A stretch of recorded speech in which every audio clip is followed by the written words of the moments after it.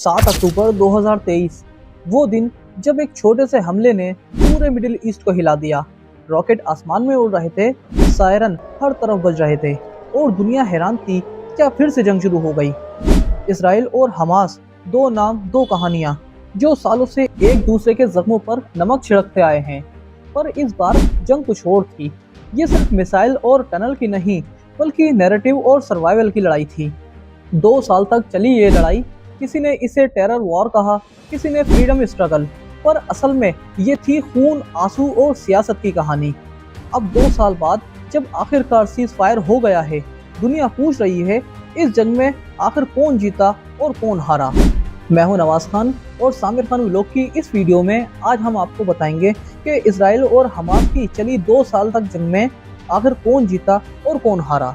लेकिन उससे पहले आपने हमारे चैनल को सब्सक्राइब नहीं किया है तो जल्दी से सब्सक्राइब करने और बेल आइकन के बटन को दबाना ना भूलें। 7 अक्टूबर 2023 एक आम शनिवार की सुबह थी। इसराइल के बॉर्डर टाउन इस्राएल में लोग वीकेंड मना रहे थे। कई बच्चे प्लेग्राउंड में खेल रहे थे, कहीं फैमिलीज सुबह की कॉफी पी रही थी। किसी को अंदाजा भी नहीं था कि अगले कुछ मिनटों में क्या होने वाला है। सुबह करीब 6:30 बजे आसमान में 100 ऑफ रॉकेट नजर आने लगे। हमास ने एक कोऑर्डिनेट अटैक शुरू कर दिया था। एक साथ 5000 से ज्यादा रॉकेट इसराइल के शहरों पर दागे गए। तेल अवीव, अश्कलोन, बेयरशेवा, हर तरफ धमाके, हर तरफ पैनिक और चीख पुकार। इसराइल के लोग शेल्टर में भाग रहे थे, बच्चे अपनी माओ की गोद में रो रहे थे। इस हमले की इंटेंसिटी इतनी ज्यादा थी कि इसराइल के आयरन डोम डिफेंस सिस्टम भी कुछ देर के लिए ओवरलोड हो गया। लेकिन ये सिर्फ एक रॉकेट अटैक नहीं था, ये तो बस शुरुआत थी। रॉकेट के साथ साथ हमास के फाइटर्स ने बॉर्डर फेंस तोड़कर इसराइल में एंट्री कर ली थी। मोटर बाइक, पैराग्लाइडिंग और पिकअप ट्रक में सवार आर्म मैन, उन्होंने बॉर्डर टाउन पर हमला कर दिया। सबसे भयानक हमला हुआ रीइम नाम के इलाके में, जहां ओपन एयर म्यूजिक फेस्टिवल चल रहा था। वहां सैकड़ों जवान और लड़कियां मस्ती में नाच रहे थे। अचानक गोलियों की आवाज गूंजी थी। कुछ मिनटों में वो फेस्टिवल एक मैसेर्स में बदल गया। करीब 260 लोग मारे गए।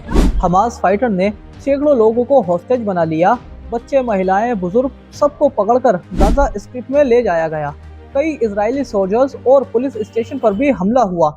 इसराइल के लिए ये हमला सिक्योरिटी फेलियर था, जिसने पूरी सरकार को हिलाकर रख दिया। इसी के बाद इसराइल ने वॉर डिक्लेयर कर दी। प्राइम मिनिस्टर बेंजामिन नेतन्याहू ने कहा इसराइल इट वॉर। और फिर शुरू हुआ ऑपरेशन आयरन स्वॉर्ड, एक ऐसा रिटेलिएशन कैंपेन जो आने वाले 2 सालों तक चलता रहा। पहले 24 घंटे में ही इसराइल ने गजा में एयर स्ट्राइक शुरू कर दी। टारगेट हमास के command centre, tunnel, weapons, storage, लेकिन साथ ही रेजिडेंशियल एरियाज भी हिट हुए, क्योंकि गजा एक डेंसली पॉपुलेटेड इलाका है। वहाँ लड़ाके और नागरिक दोनों साथ रहते हैं, और यही थी इस जंग की सबसे बड़ी स्ट्रेटेजी की शुरुआत। 7 अक्टूबर का वो दिन सिर्फ एक अटैक नहीं था, वो मिडिल ईस्ट के नए चैप्टर की पहली लाइन थी।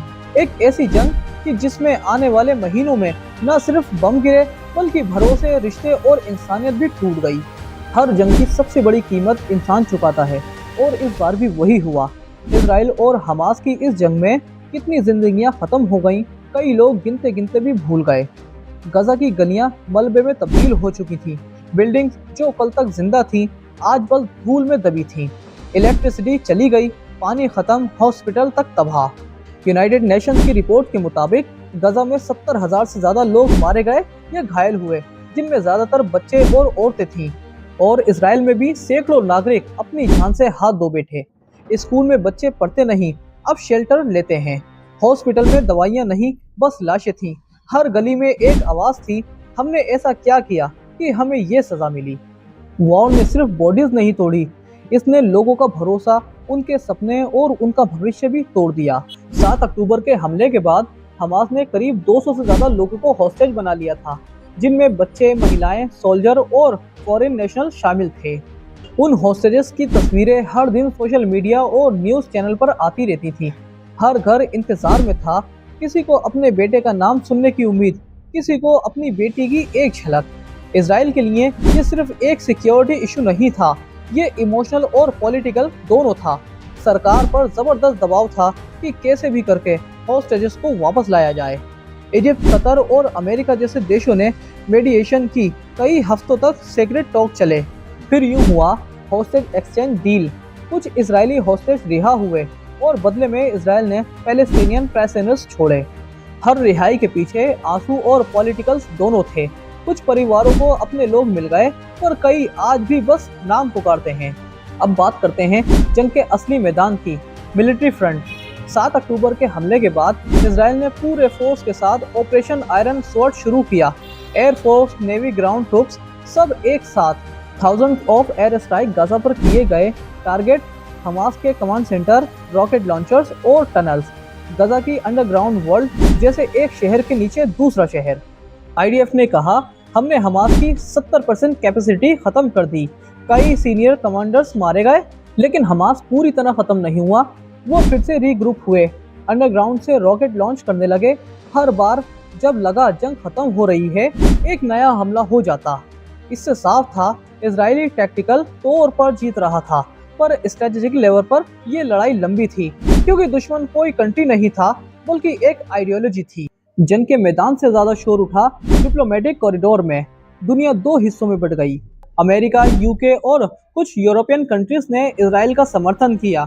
वहीं दूसरी तरफ अरब नेशन, टर्की, ईरान और लाखों लोगों ने पैलेस्टीनियंस के लिए आवाज उठाई। हर हफ्ते हर देश में प्रोटेस्ट, लोगों के हाथों में पैलेस्टीनियंस के झंडे और नारे, cease fire now. United nation में कई रेजोल्यूशन आए, पर वीटो और पॉलिटिक्स ने उन्हें रोक दिया। इजराइल पर वॉर क्राइम के आरोप लगे, हमास पर टेररिज्म के। दुनिया देख रही थी, पर कोई हल नहीं निकल रहा था। अंत में जब गजा की हालत बहुत बिगड़ गई, इंटरनेशनल प्रेशर बढ़ा और यही दबाव बना इस सीज फायर का रास्ता। सीज फायर साइन तो हो गया, पर सवाल है अब आगे क्या। गजा का इंफ्रास्ट्रक्चर लगभग खत्म हो चुका है। एक्सपर्ट्स का कहना है कि रिकंस्ट्रक्शन में 70 से 80 बिलियन डॉलर लगेंगे। स्कूल, हॉस्पिटल, रोड सब फिर से बनाना होगा। लेकिन रीबिल्डिंग सिर्फ बिल्डिंग की नहीं, दिलों की भी जरूरत है। लोग अब भी डिस्प्लेसमेंट कैंप में हैं। कई के पास घर नहीं, नौकरी नहीं, फैमिली नहीं और सबसे मुश्किल उम्मीद भी नहीं। गजा का फ्यूचर डिपेंड करता है पीस पर, क्योंकि बिना स्टेबिलिटी कोई भी फंडिंग या हेल्प काम नहीं करेगी। अब वो सवाल जिसे हर कोई पूछ रहा है, इन 2 सालों की जंग में कौन जीता, कौन हारा।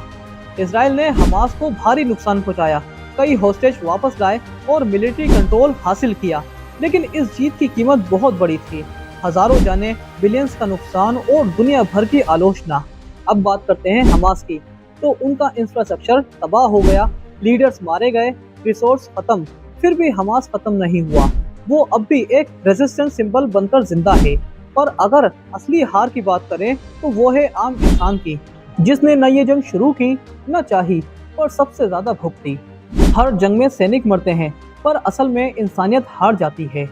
सीज फायर अब रियलिटी बन गया है, पर शांति अभी दूर है। दोनों तरफ के लोग थक चुके हैं। किसी माँ की आंखें अब भी अपने बच्चे को ढूंढती हैं, किसी बच्चे के सपनों में अब भी सायरन की आवाज गूंजती है। शायद किसी दिन जब गजा का बच्चा और तेल अवीव का बच्चा एक दूसरे को दुश्मन नहीं दोस्त कहें, तब हम कह पाएंगे कि ये जंग सच में खत्म हो गई। जंग जब खत्म नहीं होती जब गोलियां रुकती हैं, जंग तब खत्म होती है जब दिलों में नफरत होती है। सीज फायर हो गया है, पर जख्म अभी ताज़े हैं। दीवारें गिर सकती हैं, लेकिन नफरत की दीवार अभी खड़ी है। दोनों तरफ के लोग थक चुके हैं। माएँ अपने बच्चों को ढूंढ रही हैं और बच्चे अब आसमान नहीं धुएं को देखते हैं।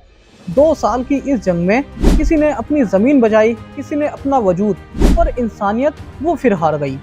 जब एक हमला सिर्फ सरहदों पर नहीं इंसानियत पर हुआ, 2 साल तक चली आग अब बुझ गई है, पर इस राख में छुपा सवाल आज भी जिंदा है। इस जंग में जीता कौन और हारा कौन? दोस्तों, इस कहानी में आपकी क्या राय है, नीचे कमेंट बॉक्स में ज़रूर बताइए। और अगर आपके मुताबिक इजराइल ने इस जंग को जीत लिया है या हमास ने इस जंग को जीत लिया है, तो भी अपनी राय नीचे कमेंट में ज़रूर दीजिए। तब तक के लिए मुझे दीजिए इजाज़त। मैं आपका दोस्त नवाज खान।